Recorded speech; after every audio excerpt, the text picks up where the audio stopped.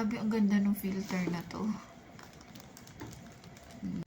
So, naghahanap ako ng filter na pwedeng pang Halloween. So, I can buy this salamin. Pero, ganda.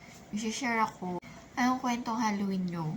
Ako, meron akong naalala during my childhood. It's October 31st then. Hindi ko nalang maalala kung ano yung year. So, that was October and sakto din. Merong nakaburol dun sa tabi ng bahay namin. Actually, sa kabilang bakuran naman. It so happened na yung nakaburol is childhood. Hindi namin friend kasi hindi naman talaga namin siya actually nakakalaro. Kaidara namin siya, pero again, hindi namin siya nakakalaro. So, basta during childhood, gano'n. So, bakit hindi namin siya nakakalaro? Every time na pupunta kami doon sa bakuran nila para maghabulan, magtaguan, ganyan, laro-laro with my childhood friends, she or he, I cannot remember the gender even, no?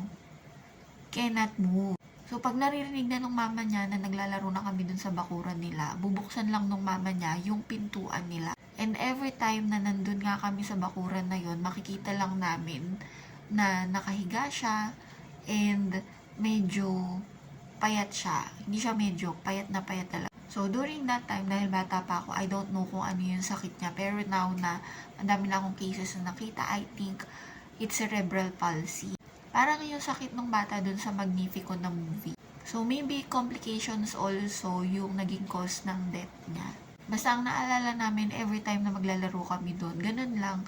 Silip lang siya, tapos pag nagagawi kami, kakaway kami, or ngingisi din siya. Pero I believe hindi niya kami kasing wave na mag-isip na during that age. So, ayun na nga, going back. October 31 and nandun siya nakaburo. Ang pinakamalapit na bahay doon sa bakuran nila is yung bahay ng tita ko. Sa bahay ng tita ko, welcome lahat manood ng TV. So, ilan lang naman kasi may TV noon. Although may television din kami sa bahay namin. Pagka walang tao dun sa bahay nila, trip na trip ko manood. So, saktong-sakto din naman, nung nanood ako during that time, ang palabas ay yung kay Noli De Castro, which is yung Magandang Gabi Bayan. Or I think Magandang Hating Gabi Bayan. Pag Halloween special. Nagpaalam naman ako nun sa nanay ko. Sabi ng nanay ko, wag na wag daw ako sisilip dun sa bakuran kasi that night, parang i-embalsa mo yung nandoon. So, ako tong makulit, sumili pa rin ako.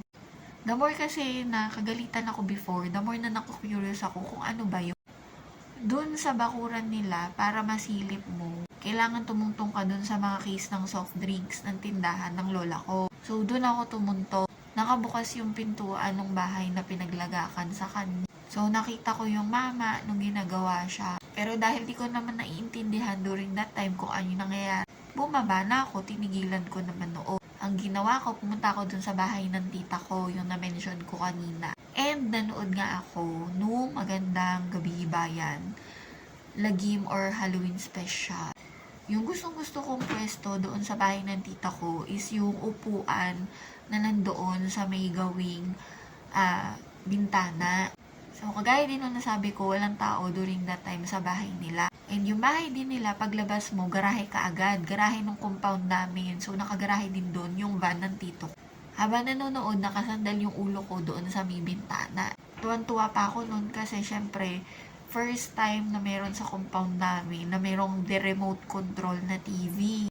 And habang nanonood ako, mayroon na lang biglang hangin na malamig akong naramdaman. And then all of a sudden, biglang may kumalabit sa ulo ko. Galing dun sa bintana. So imagine nyo na lang yung kaba ko, guys. And hindi lang siya basta naramdaman mo na malamig, tapos may kumalabit sa ulo mo.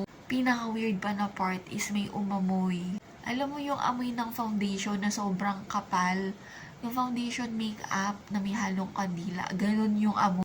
Pero dahil bata pa ako noon, hindi ako masyadong nag-assume ng kung ano-ano. Pero deep inside, takot na ako noon, no? Kasi nga mag-isa ako doon, tapos kahit sumigaw ako, parang wala yung makakarinig sa akin.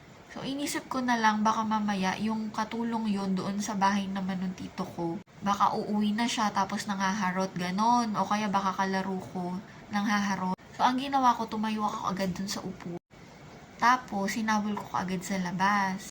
Wala akong nakitang tao. Pero yung amoy, guys, nandun pa rin. Hindi ko siya makalimutan. Tapos ang ginawa ko pa, umikot ako doon sa paligid ng van ng tito ko. Pati ilalim, chinek ko na din. Kaso wala talagang tao doon. Sa sobrang takot ko, ultimo yung gate, chinek ko, pero hindi siya nakabukas. Dahil nandun pa rin yung creepy feeling, sumigaw na talaga ako. So awa naman ng Diyos, narinig ako ng mga taga doon sa bahay naman namin. Tapos tumakbo sila papalapit sa akin. Tinanong ko ano yung nangyari. Pero syempre di ko na kinuwento. Until today lang. Hindi ko makalimutan yung experience na yun, grabe. Until now guys, hindi ko alam kung sino yon, kung ano yon, or kung siya ba yun. Nisip ko na lang minsan siguro during that time nung wala na siya and kaya na niyang makipaghabulan, kaya na niyang makipaglaro. Kami yung mga natandaan niya. So maybe, just maybe, bago siya umakyat nun sa langit, tinry niya munang makipaglaro. And hopefully, she find peace already there.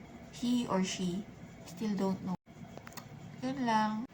Kayo, anong kwentong Halloween nyo ngayong araw?